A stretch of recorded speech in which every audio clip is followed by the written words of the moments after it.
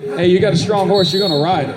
Right you are, Mr. Speaker. She's been very consistent all night. It's going to be very interesting to see what effect penalties have had as we go into the second half. The Truth now digging in, breaking away against 718. Looks for the outside line. One last swoop, and she is away. 2 in a row for the Villains. That lead jammer. She just keeps those feet moving. I mean, just non-stop. Just keeps toe stop, in, out, and just keeps moving forward. I have to say these two teams very, very well matched on defense. It has been that jammer core of the Villains making the difference so far tonight. Interesting enough, ClarksVillain's kind of rolling a bit of a flex line right there. Terrorizing Shiny, laying the smacketh down on Gigawatts. Meanwhile, the Truth is going to call it off. A hard-earned 5 but unanswered. 56-46 as we're grinding in. A 10-point lead for your Villains. 8.5 on the clock, and there she is. 3:11. Ferris Bruiser at the line for a second shot. Kitty Cataclysm, her opponent.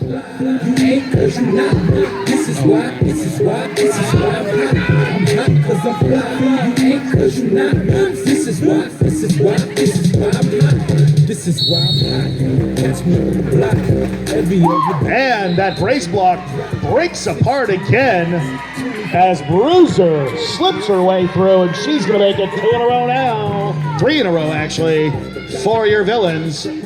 It's a murderous foot race now. Lots of action in the pack. Bruiser with a tomahawk to the outside. She's going to pick up an American 3 and out. 59-46 our score.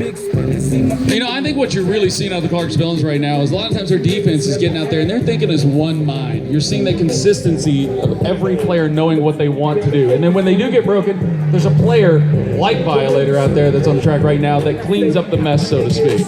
Very much an advantage to the Villains now, a core team that has played together for several years, where the Brawl Stars are actually debuting a number of young skaters this evening. Advantage ClarksVillains, I would say, working together. Oh my goodness, Violator violating number 11, and she's actually going to get the direction of play penalty there. She was looking for the track cut.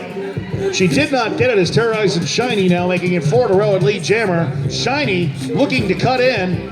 The Nashville wall holding.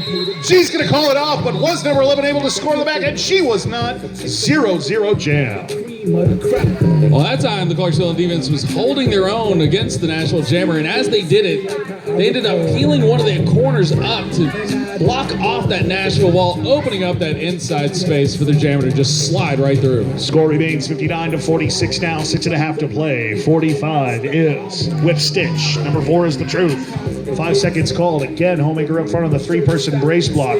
Choco Cat playing an intimidating game of breaking it up, and does so. Breaks it wide open for the Truth, who is up front. A bump and run by Homemaker trying to suck her back in. And down she goes. And the Nashville defense holds, forcing the Truth into the back of the pack now. Both jammers again to the back of the pack. Look for a reset as Nikki Slicks up front on the 3-person brace block. And boom to the inside. Track cut called on the Villains. This is the second power jam of the half. Advantage Nashville. Lead jammer also taking by Whip Stitch now. She's going to break that Clarksville streak at 4. Again, a huge advantage here for the visiting team. I mean, there was just so much that's happened so far in this jam. I mean, Clarksville already starting off with a different style right there, throwing one of the blockers into the mix for offense, broke it up. Oh, another skater going off track. We are getting light out there in the middle of this track right now. Well, ClarksVillain's known for playing a very physical game here, but it seems to be kind of biting them a little bit on defense. And now Whip Stitch has got to dig in deep, find the air to push through. Beautiful one-person stall block, an excellent penalty kill. Low block called now on defense. And it's Nashville. And a bad block called now on Nikki Slicks. The penalty flags are starting to fly. You know, we've actually had a relatively quiet game for penalties so far, and I actually wanted to say that earlier, but you know, the announcer's curse will invariably happen. It's probably because I thought about it. Well, what you just saw was a gorgeous little skip off the infield line by Whip Stitch for 4 points, 9 points.